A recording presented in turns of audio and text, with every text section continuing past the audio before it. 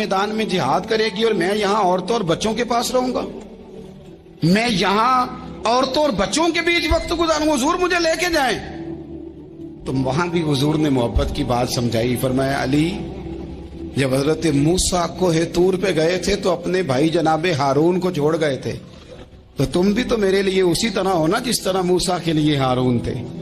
لیکن فرمایا یہ یاد رکھنا میرے بعد نبی کوئی نہیں، حضرت موسیٰ بھی نبی ہیں اور جناب ہارون بھی نبی ہیں علیہم السلام، لیکن وہ انہیں چھوڑ کے گئے تھے، میں تمہیں چھوڑ کے جا رہا ہوں۔ کہ ایک بات اپنے ذہن کے اندر بٹھانا کہ میرے بعد کوئی نبی نہیں آئے گا۔ تو ایک شخص تھا عمر بن عبد ود، 90 سال کا بوڑھا، لیکن جب تلوار لے کے میدان میں آتا تھا تو 1000 آدمی کے مقابلے میں لڑتا تھا، اور لوگ جگہ جگہ یہ کہتے تھے تو اس طرح ہے جس طرح عمر بن عبد ود لوگوں کو ڈراتا ہے، تو اس طرح ہو گیا۔ یہ اس کے ارد گرد کے لوگ اس کی مثالیں دیتے تھے۔ جنگ خندق جب ہو رہی تھی تو یہ مقابلے میں آ گیا، تو حضرت علی المرتضیٰ شیر خدا کرم اللہ تعالی وجہ الکریم بھی تشریف فرما تھے۔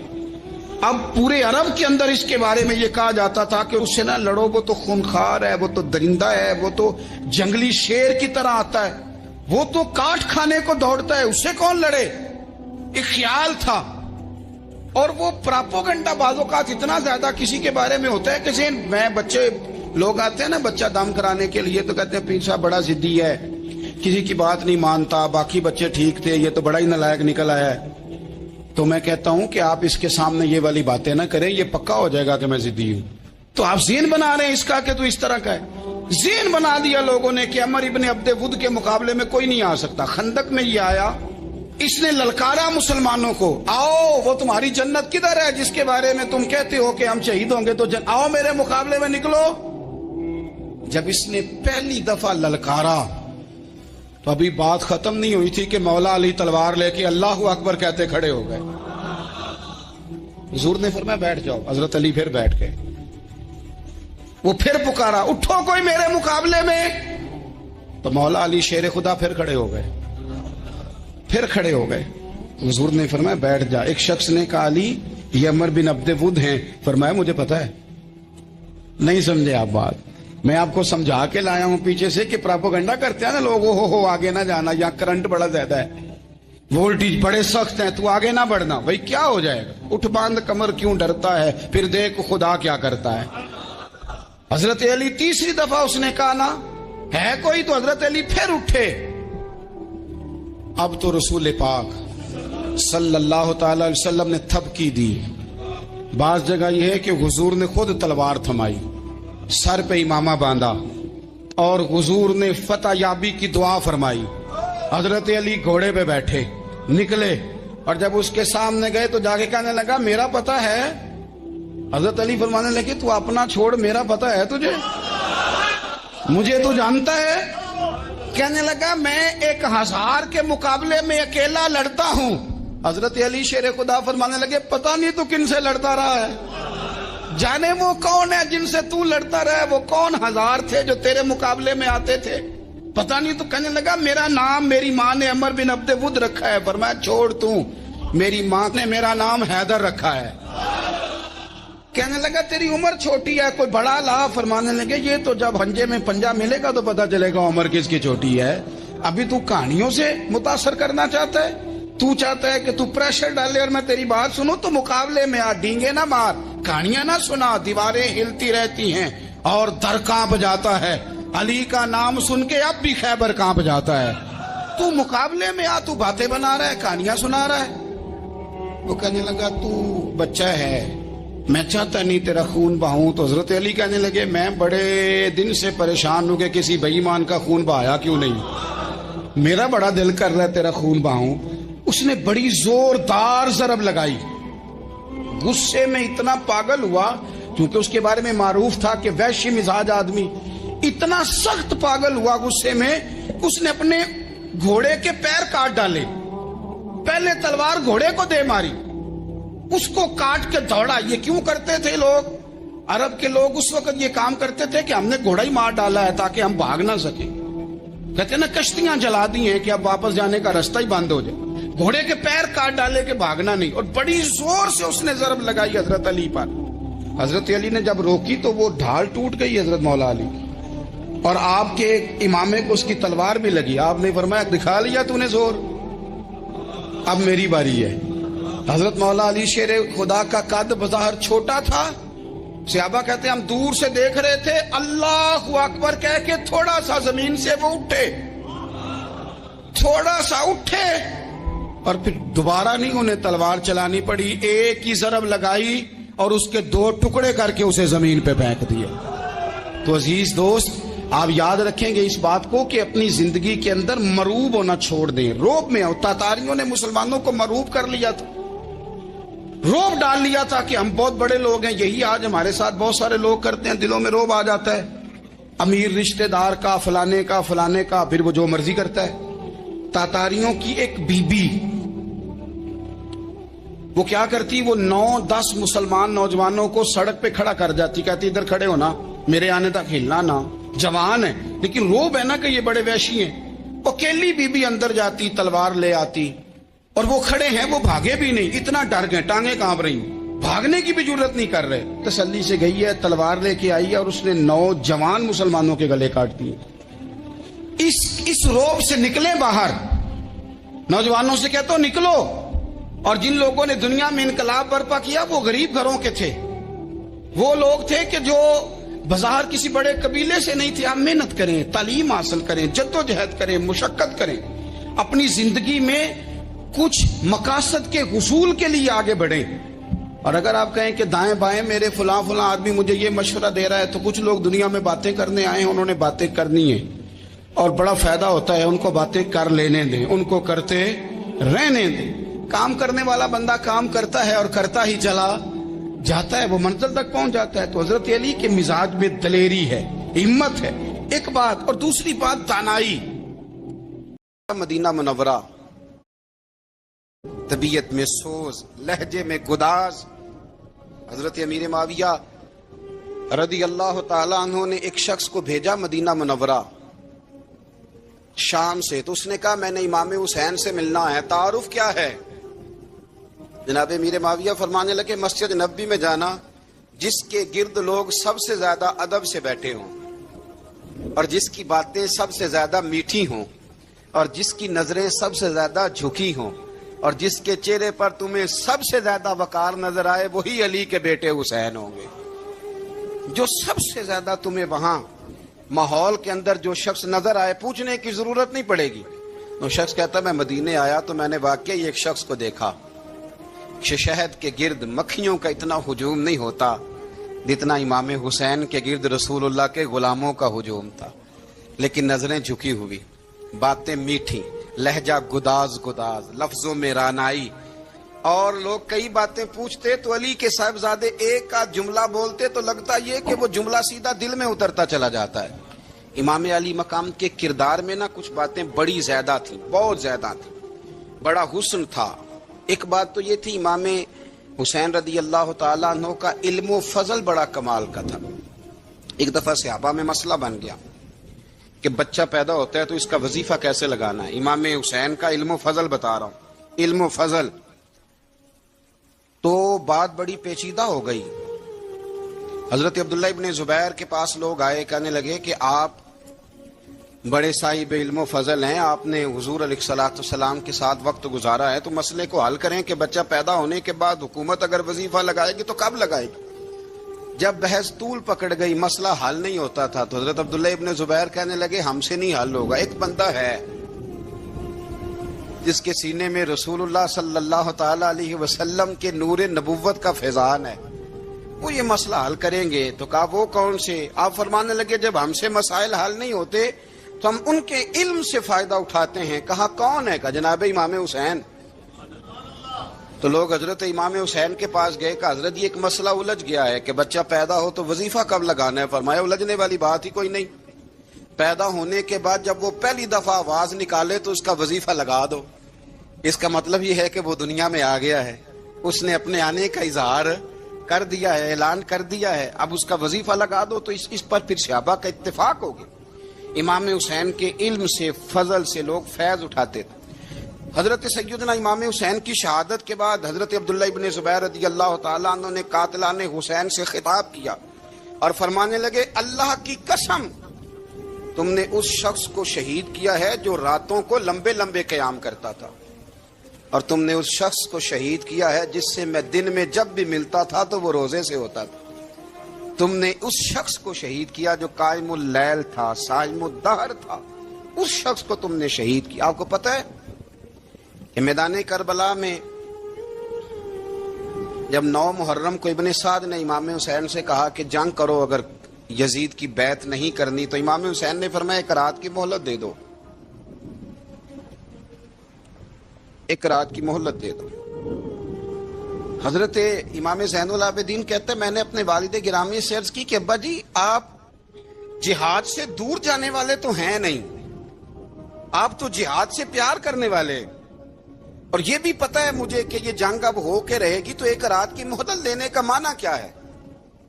بھئی کل بھی لڑنا ہے اور رات بھی لڑنا ہے، تو ابا جی ایک رات کی مہلت۔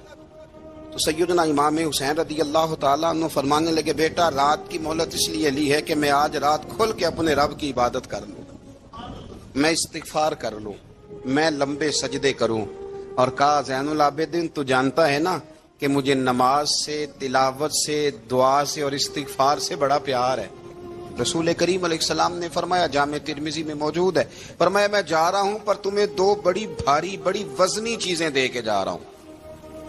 صحیح 6 کی روایت، 2 وزنی چیزیں تمہارے بیچ چھوڑ کے جا رہا ہوں، اگر ان کو تھام کے رہو گے تو کبھی گمراہی تمہارے پاس نہیں آئے گی۔ یا رسول اللہ وہ کون کون سی؟ فرمایا ایک اللہ کی کتاب دے کے جا رہا ہوں اور دوسرا اپنا خاندان دے کے جا رہا ہوں۔ اگر اہل بیت نبوت کو تھامے رہو گے، ہمارے بزرگوں نے لکھا ہے کہ یہ جو حضور نے کتاب اللہ اور پھر اپنی اہل بیت کا تذکرہ فرمایا تو اس کا مطلب یہ ہے کہ تھیوری دیکھنی ہوئی تو قرآن دیکھنا، اور پریکٹیکل دیکھنا ہوا تو علی اور فاطمہ کو دیکھنا، حسن اور حسین کو دیکھنا، ان کو دیکھنا۔ نبی کریم علیہ الصلوۃ والسلام کے اہل بیت منارہ نور ہیں، ان کی محبت، ان کا پیار کیوں بھلا؟ اس لیے کہ یہ وہ خوبصورت لوگ ہیں جن کو خود میرے نبی پاک نے تراشا ہے، ان کی سیرت میں جتنے رنگ ہیں وہ رسول کریم نے خود بھرے ہیں، ان کی ایک ایک بات کا خیال نبی پاک نے رکھا ہے، حضور نے از خود انہیں اپنی صحبت عطا کی ہے۔ زیادہ دور نہیں تھا سیدہ فاطمہ کا گھر، مسجد نبوی کے ساتھ تھا، اللہ کے رسول دن میں 2 دفعہ جایا کرتے تھے، پھر بھی کبھی کبھی فرماتے فاطمہ میرا دل کرتا ہے آج میں رات تیرے گھر میں قیام کروں، تو سیدہ فاطمہ الزہرا فرماتی ہیں کہ آمنہ کے لال اس طرح بھی میرے گھر میں قیام کرتے تھے کہ حضور چارپائی پہ لیٹتے تھے تو ایک کندھے پہ امام حسن کا سر ہوتا تھا اور دوسرے پہ امام حسین کا سر اقدس ہوتا تھا، اور فرماتی ہیں رات کو کبھی حسنین کریمین دودھ مانگتے تو میں اٹھتی دودھ دینے کے لیے، تو حضور فرماتے لیٹ جاؤ آج میرے ساتھ سوئے ہیں تو دودھ بھی میں ہی پلاؤں گا، تو محبوب اٹھتے ان کے لیے دودھ لاتے برتن سے نکال کے، حضور نے انہیں وقت دیا اور پھر ان کی چھوٹی چھوٹی چیزوں کا خیال رکھا۔ صحیح بخاری میں موجود ہے، تربیت پر توجہ دی۔ امام حسین تشریف لائے، ابھی عمر مبارک 7 سال کے قریب تھی، مسجد نبوی میں صدقے کی کھجوروں کا ڈھیر لگا ہوا تھا۔ چھوٹا بچہ جو ہوتا ہے نابالغ، اس پر شریعت کے احکامات نہیں آتے، صدقے کی کھجوروں کا ڈھیر تھا مسجد نبوی میں۔ یہ تربیت ہے، یہ ٹریننگ ہے جو اللہ کے محبوب نے خود انہیں عطا فرمائی۔ صدقے کی کھجوروں کا ڈھیر تھا، امام حسین حضور کے ساتھ آئے تو امام علی مقام نے ایک کھجور اٹھا کے منہ میں رکھ لی۔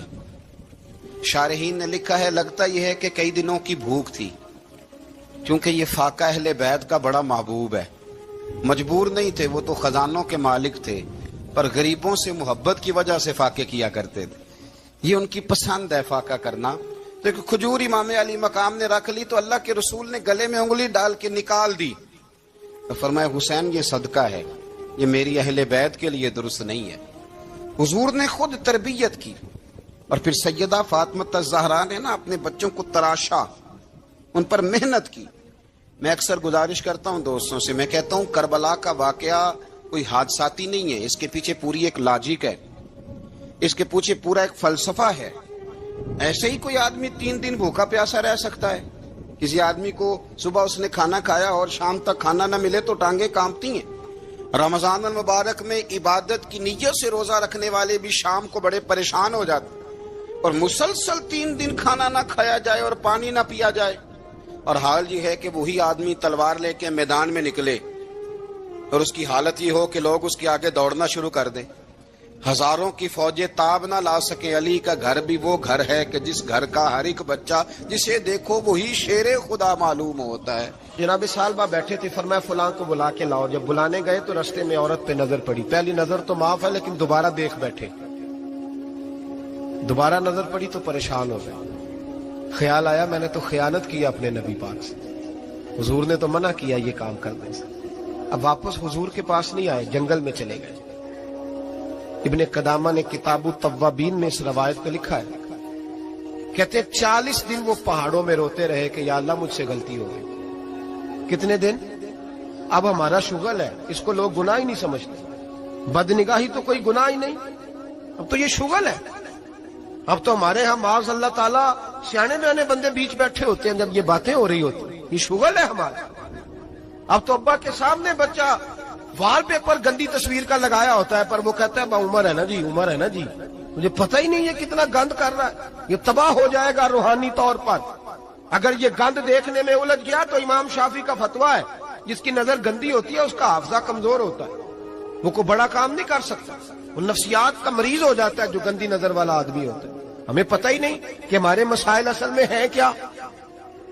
تو 40 دن جنگل میں روتے رہے، 40 دن۔ محبوب سارا کچھ جانتے تھے پر خاموش رہے۔ حضرت جبریل امین حاضر ہوئے، عرض کی یا رسول اللہ آپ کا وہ غلام رو رہا ہے۔ رب کہتا اسے بلا لے، میں نے اس کا گناہ معاف کر دیا ہے۔ نبی پاک صلی اللہ علیہ وسلم نے حضرت مولا علی شیر خدا اور جناب سلمان فارسی کو بھیجا، فرمایا فلاں جگہ ہے لے آؤ۔ کہتے ہیں جب ہم گئے تو 2 پہاڑوں کے درمیان جناب صالبہ تڑپ کے رو رہے، ہمیں دیکھ کے اور روئے، کہنے لگے علی میرے بارے میں کوئی آیت تو نہیں نازل ہو گئی؟ تو کہا نہیں، چل حضور نے بلایا ہے۔ کہا اچھا حضور کہتے کیا تھے، فرماتے کیا تھے؟ کہا پتہ نہیں لیکن بلایا ہے۔ کہتے جب ہمارے ساتھ چلنے لگے مسجد نبوی قریب آئی تو کہنے لگے علی بہت بڑا گناہ کر بیٹھا ہوں، نظریں میلی ہو گئی، وضو نہیں آنکھوں کا، مجھے ڈائریکٹ نہ لے کے جاؤ حضور کے پاس، جب نبی پاک نماز کی نیت باندھ لینا پھر میں جاؤں گا، میں پیچھے کھڑا ہو جاؤں گا حضور کے، میری طبیعت میں حوصلہ نہیں۔ یہاں تو پتہ نہیں میں کس طرح عشق رسول کا دعویٰ کرتا ہوں منبر پر بیٹھ کر، اور ہماری یہ میلاد آئے گا تو محفل میلاد میں اس طرح کے دعوے ہوں گے اسٹیج پر کہ علمان والحفیظ، پتہ نہیں کیا کیا لوگ کہہ دیں گے، پتہ نہیں ہم کیا ہے اور ہم کیا کہہ رہے ہیں، من آنم کے من دانم، پتہ ہی نہیں، اور کتنا بڑا دعویٰ کر دیا۔ کہ میرے اندر طاقت نہیں سامنا کرنے۔ مولا علی فرماتے ہیں جب حضور نے مغرب کی نماز کی نیت باندھی تو انہوں نے بھی پیچھے نیت باندھ لی۔ اتفاق کی بات یہ کہ حضور نے پہلی رکعت میں سورہ انفطار پڑھنی شروع کر دی، اذا السماء انفطرت واذا الکواکب انتصرت واذا البحار فجرت۔ کہتے ہیں جب محبوب اس آیت پہ پہنچے نا کہ یا ایھا الانسان ما غرک بربک الکریم، اے انسان تجھے کس چیز نے دھوکے میں ڈال دیا، حالانکہ تیرا رب تو بڑا ہی کرم کرنے والا ہے، تو کس طرح کسی اور کے دھوکے میں، بربک الکریم، اور ضمیر واحد ہے، میں تفسیر پہ نہیں جاتا، کہا تیرا اپنا رب، بربک تیرا اپنا رب، تیرا رب تو بڑا کریم ہے، تو پھر بھی کہیں اور چلا گیا۔ جب یہ آیت سنی تو پیچھے چیخ ماری، بے ہوش ہو کے گر گئے، گھر والے گھر لے گئے، نماز مکمل ہوئی تو حضور نے فرمایا کیا ہوا؟ عرض کی حضور وہ تو رو پڑے تھے، گھر لے گئے۔ محبوب پیچھے گئے تو بے سدھ پڑے، تیز بخار ہو گیا۔ نبی کریم سرہانے بیٹھے اور ان کی گردن کو اٹھا کر سر کو گود میں رکھا، اور جب بالوں میں دستے مبارک پھیرا تو آنکھیں کھول دی، اور جھٹ سے اپنا سر زمین پہ رکھ کے کہنے لگے حضور میں اس قابل نہیں کہ آپ کی گود میں میرا سارا ہے، اس قابل نہیں، بڑا مجرم ہوں۔ تو محبوب نے فرمایا تجھے مبارک ہو، رب نے تجھے معاف کر دیا ہے، اللہ بھی راضی ہے، میں بھی راضی ہوں۔ اب حضور کے قدموں کے قریب آئے تو کہنے لگے حضور آپ راضی ہیں؟ کہا راضی ہوں۔ فرمایا پھر میرے لیے دعا کریں، اللہ اسی رضا میں مجھے قبول کر لے۔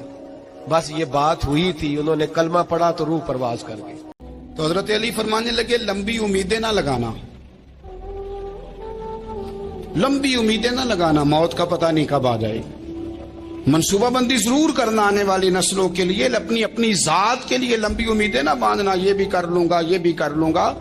ہم ریٹائر نہیں ہوتے زندگی بھر، پلان پہ پلان، پلان پہ پلان۔ تو اگر ہم پلان کر رہے ہوتے ہیں تو جو ہمارے نیچے ہوتے ہیں وہ ہمیں ریٹائر کرنے کا پلان کر رہے ہوتے ہیں۔ اولادیں تک والدین کو کمزور کرنے کے در پہ ہوتی ہیں کہ اب یہ ہٹے تو ہماری باری آئے۔ حضرت علی فرمانے لگے دو کام، ایک تو لمبی امید نہ باندھنا، اور دوسرا فرمایا اپنے نفس کی خواہش کی پیروی سے بچنا۔ دنیا میں رسوا وہ لوگ ہو جاتے ہیں جو اپنے نفس کی خواہش کی پیروی کرتے ہیں، وہ بزدل ہو جاتے ہیں جو خواہشات نفسانی کے پیچھے بھاگتے ہیں۔ یہ کام نہ کرنا۔ امام راضی کہتے ہیں کہ سیدہ فاطمہ الزہرا رضی اللہ تعالی عنہ کے دونوں شہزادے حسنین کریمین بیمار ہو گئے تو سیدہ نے منت مانگی کہ بچوں کو شفا ہوگی تو 3 روزے رکھوں گی۔ شفا ہو گئی، روزے بھی رکھ لیے۔ اور جب مولا علی شیر خدا روزہ رکھنے کے لیے بیدار ہوئے، سیدہ فاطمہ الزہرا بیدار ہوئی تو امام حسن اور حسین بھی اٹھ گئے۔ 7-8 سال کی عمر، اماں جی ہم نے بھی رکھنا ہے۔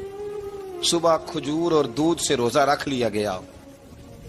این افطاری کے وقت مولا علی کہتے ہیں فاقے چل رہے تھے، کہیں سے میں جوں لایا تھوڑے سے۔ سیدہ فاطمہ الزہرا نے پیس کر روٹیاں پکائیں۔ وہ وقت جو بڑا مشکل ہوتا ہے افطار کا، کہتے ہیں اس وقت جب کھانے کے لیے بالکل ہاتھ آگے بڑھنے لگے اور امید تھی کہ ابھی سیدنا بلال اللہ اکبر کہیں گے تو روزہ کھلے گا، لیکن ابھی چند ہی منٹ رہتے تھے کہ دروازے پر ایک فقیر نے صدا دی۔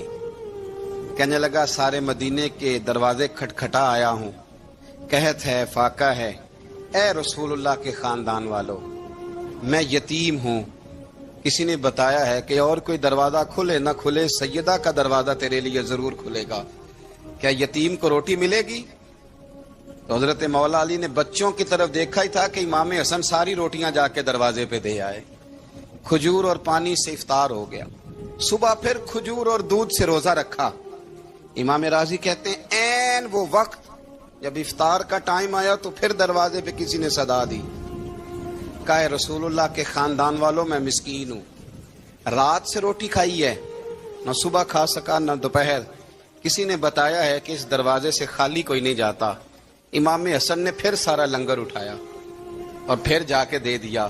تیسرا دن پھر ہوا۔ مجھے لگتا ہے کہ جب افطار کا ٹائم آیا ہوگا نا تو یہ خود ہی سارے دروازے پہ دیکھتے ہوں گے، یہ کوئی آیا نہیں لینے والا ابھی تک۔ لگتا ہے کہ نظریں دروازے پہ تھیں۔ این افطار کے وقت 3 روٹیاں جب جوں کی پک کے آئی تو ایک بھکاری نے صدا دی، کہنے لگا میں قیدی ہوں، آج ہی قید سے رہائی ملی ہے، پہلے دن کسی کے دروازے پہ صدا ملی ہے، دی ہے روٹی ملے گی۔ امام حسن وہ کھانا دے کے واپس لوٹے، کھجور اور پانی سے افطار ہوا، اور جیسے ہی مسجد نبوی میں تینوں باپ بیٹا نماز پڑھنے گئے تو مولا علی کہتے مجھے بتانا نہیں پڑا، رسول کریم نے میری طرف دیکھ کے فرمایا علی تیرا، فاطمہ کا، حسن اور حسین کا 3 دن والا عمل خدا کو بھی بڑا پسند آیا ہے اور محمد مصطفیٰ کو بھی بڑا پسند آیا، بڑا پسندیدہ عمل۔ میں کہتا ہوں کہ حضرت فاطمہ نے نا ان کی تربیت پہلے ہی کر دی تھی، 3 دن بغیر افطار کے روزہ رکھنے کی، وہ ٹریننگ گھر سے ہو چکی تھی۔ اب میدان کربلا میں 3 دن بھوکا پیاسا رہنا ان کے لیے مشکل نہیں تھا۔ حضرت جناب سیدہ زینب بنت ابی رافع کہتی ہیں کہ سیدہ فاطمہ الزہرا نا ایک دن اپنے دونوں شہزادوں کو لے کے، جب حضور کی طبیعت مبارک بظاہر علیل تھی جس میں حضور کا وصال ہوا، دونوں شہزادے لے کے سیدہ فاطمہ نبی کریم کی بارگاہ میں گئی، کہنے لگی یا رسول اللہ میرے بچوں کو کچھ دیجئے سیدہ پاک۔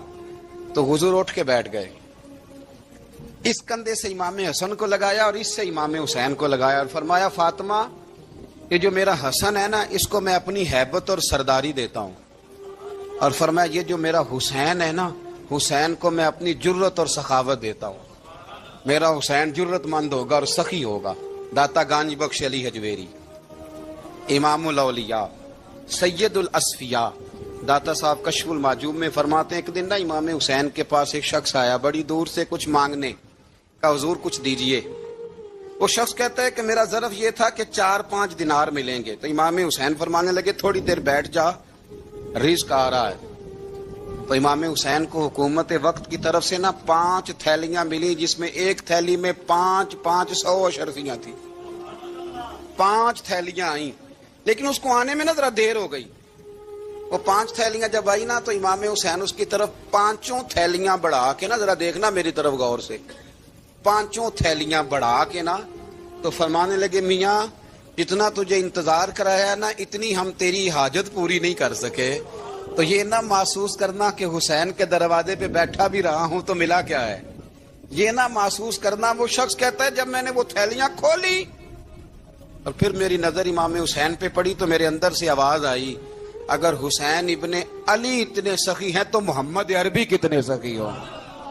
اگر یہ معیار ان کا ہے، ان کا یہ معیار ہے، اور خود بھیک دیں خود ہی کہیں منگتے کا بھلا ہو، خود کہنے لگے جتنا انتظار کرایا ہے اتنی تیری مدد کر سکے. یہ سخاوت کا معیار تھا، یہ طریقہ تھا. ایک دفعہ سیدنا امام حسین رضی اللہ تعالیٰ عنہ کے گھر کے اندر نا 5000 دینار آئے. مسجد میں تھے، آپ کو 5000 دینار ملے تو امام زین العابدین کہتے ہیں کہ مسجد سے لے کر گھر آنے تک امام حسین نے 5 کے 5000 اللہ کے رستے میں خیرات کر دیے. فرماتے میں نے کہا ابا جی 5 دینار کی گھر میں ضرورت تھی، مالاں والے سخی نہیں ہوندے تے سخیاں کل مال نہیں ہوندا، ایتھے اوتھے دوویں جہانی سخی کنگال نہیں ہوندا. کہا ابا جی 5 دینار کی گھر میں ضرورت تھی. تو کہتے ہیں مجھے فرمانے لگے بیٹا یہ جن کو میں نے دیا ہے نا یہ گھر کے لیے ہی دیا ہے، یہ گھر کے لیے ہی دیا ہے. جن کو دیا ہے تمہارا کیا خیال ہے یہ باہر خرچ ہوا ہے؟ یہ گھر کے لیے ہی ہے. اس لیے کہ جب انسان دوسروں پر شفقت کرتا ہے تو اللہ اس کے گھر پہ رحمت فرماتا ہے. امام حسین کے مزاج میں پہلی بات میں نے ذوق عبادت کی عرض کی. دوسری بات عرض کر رہا ہوں کہ صحابہ حضرت اسامہ بن زید بڑے پیارے ہیں میرے نبی کریم کے، بڑے پیارے. حضرت اسامہ بن زید کے بارے میں سیدہ عائشہ صدیقہ فرماتی ہیں ان کے ناک سے اگر ریٹھ نکلتی تھی تو اللہ کے رسول اپنے دستے مبارک سے صاف کر دیتے تھے. اور سرکار فرماتے تھے کہ اگر اسامہ لڑکی ہوتا نا، ان کے غلام کے بیٹے تھے حضرت زید بن عامر، اگر یہ لڑکی ہوتا میں اسے زیور پہناتا. بڑے پیارے تھے. لیکن جب ان کا آخری وقت آیا نا تو 60,000 دینار کا قرضہ تھا. رشتہ داروں سے کہا، دوستوں سے کہا، یاروں سے کہا، پر قرض ادا نہیں ہو رہا تھا. حضرت اسامہ بن زید کہتے ہیں بڑا پریشان تھا. جب حد ہو گئی نا تو حضرت اسامہ بن زید فرمانے لگے جاؤ کوئی حسین ابن علی کو خبر کرو، ان سے کہو میں نا غلام ہوں آپ کے نانا کا، مقروض دنیا سے چلا گیا تو کیا بنے گا. امام حسین کو خبر ملی تو دوڑے آئے. لاجپال اس پیر کو نہیں کہتے جو تگڑا نذرانہ لے کے تو ماتھا چوم لے، لاجپال تو اس کو کہتے ہیں کہ جب ضرورت پڑے تو وہ سر پہ موجود ہو. حضرت سیدنا امام حسین تشریف لائے تو جناب اسامہ بن زید رو پڑے، کہنے لگے حضور میں نے نا غلامی کی ہے آپ کے نانا کی، اور اس غلامی پہ ناز ہے. اب 60,000 دینار کا قرضہ لے کے دنیا سے جاؤں گا تو میری قبر پہ بوجھ رہے گا. امام حسین خادم کو بھی کہہ سکتے تھے جاؤ گھر پیسے پڑے ہیں لے آؤ. امام حسین خود گئے، چادر روڑ کے تو اس کی اوٹ میں بکل میں 60,000 دینار چھپا کے لائے اور جناب اسامہ بن زید کے سامنے رکھ کے کہنے لگے اسامہ یار پیسے رات کو ہی آئے تھے، میں سوچ رہا تھا مجھے تو ضرورت نہیں، اللہ نے کس کا نصیب میرے گھر میں بھیج دیا ہے، مجھے تو حاجت ہی نہیں تھی، اب پتہ چلا پیسے تیرے تھے. اللہ نے حسین کی ڈیوٹی لگائی ہے کہ جا کے دے آ. حضرت اسامہ بن زید رو پڑے، فرمانے لگے اللہ آپ کو بہترین صلہ عطا فرمائے. امام بڑا ہی پیار کرتے تھے. گھوڑے پہ جا رہے تھے، کچھ فقیر غریب لوگ بیٹھ کے روٹی کھا رہے تھے. کہاں رہے تھے؟ سڑک کے کنارے. تو امام زین العابدین فرماتے ہیں کہ جب امام حسین گزرے تو انہوں نے آواز دی حضور دل کرتا ہے ہمارے ساتھ بیٹھ کے روٹی کھائیں. کائنات کے مالک و مختار کے نواسے اور دنیا کے سب سے بڑے شہزادے گھوڑے سے اترے اور غریبوں کے ساتھ سڑک پہ بیٹھ گئے، روٹی کھانے لگے اور دیر تک کھاتے رہے. اور جب فارغ ہو گئے تو فرمانے لگے کھانے کی ضرورت بھی نہیں تھی، حاجت بھی نہیں تھی، پر تم نے آواز دی تو دل رکھنے کو بیٹھ گیا تھا، اگر اجازت دے تو چلا جاؤں. یہ مزاج تھا، یہ طبیعت تھی. آپ کے ایک بھائی ہیں چھوٹے، حضرت محمد بن حنفیہ نام ہے، حضرت مولا علی شیر خدا رضی اللہ تعالیٰ عنہ کی دوسری بیوی سے ایک دن حضرت امام حسین ان کے گھر میں بیٹھے تھے تو کسی بات میں نا اختلاف رائے ہو گیا، تو امام علی مقام ناراض ہو گئے، فرمایا آج کے بعد تیرے گھر نہیں آؤں گا، رومال اٹھایا چلے گئے۔ لوگوں نے حضرت محمد بن حنفیہ رضی اللہ تعالیٰ عنہ سے کہا حسین تو ناراض ہو گئے، کبھی نہیں آئیں گے۔ آپ فرمانے لگے بھائی تمہارا ہے کہ میرا؟ جی بھائی تو آپ کے ہیں۔ فرمایا اگر کہو تو چند منٹوں میں حسین واپس آئے۔ جناب ناراضگی ہو گئی ہے۔ فرمایا ناراضگی ہوئی ہے پر میں اس کے دل کی نرمی کو تو جانتا ہوں، اس کے مزاج کے اندر جو محبت ہے اس سے تو ابھی آئے۔ کہ جناب وہ کیسے؟ فرمانے لگے دیکھنا ذرا۔ تو امام حسین نے خط لکھا، حضرت محمد بن حنفیہ نے رکا لکھا، کہنے لگے حسین میرے باپ کا نام بھی علی ہے اور آپ کے باپ کا نام بھی علی ہے، پر ایک فضیلت ایسی ہے جس میں آپ کا مقابلہ نہیں کر سکتا، وہ یہ ہے کہ آپ سیدہ فاطمہ تو زہرا کے لال ہیں، اب محمد مصطفیٰ علیہ السلام کے نواسے ہیں۔ کہنے لگے بھائی جان آپ نے نانا جان کی وہ حدیث تو سنی ہوگی کہ دو لوگ ناراض ہو جائیں تو جو صلح پہلے کرے جنت میں پہلے جائے گا۔ فرمانے لگے دل میرا کر رہا تھا کہ پہلے صلح کر لوں، لیکن پھر بڑے بھائی کو پشت کروں گا جنت میں جاتے ہوئے، یہ بھی تو بے ادبی ہے نا۔ اب خط میں نے لکھ دیا ہے، آپ کا جو ارادہ ہو۔ امام حسین نے خط پڑھا تو آنکھوں میں آنسو آ گئے، پھر سے رومال اٹھایا۔ بچے پوچھنے لگے کہاں جا رہے ہیں؟ کہا بھائی کے گھر جا رہا ہوں۔ کہا آپ تو ناراض تھے؟ فرمایا تھا ناراض پر ہے تو میرا بھائی نا، ہو گئی بات ختم۔ بڑی دل میں نرمی، طبیعت میں سوز، لہجے میں گداز،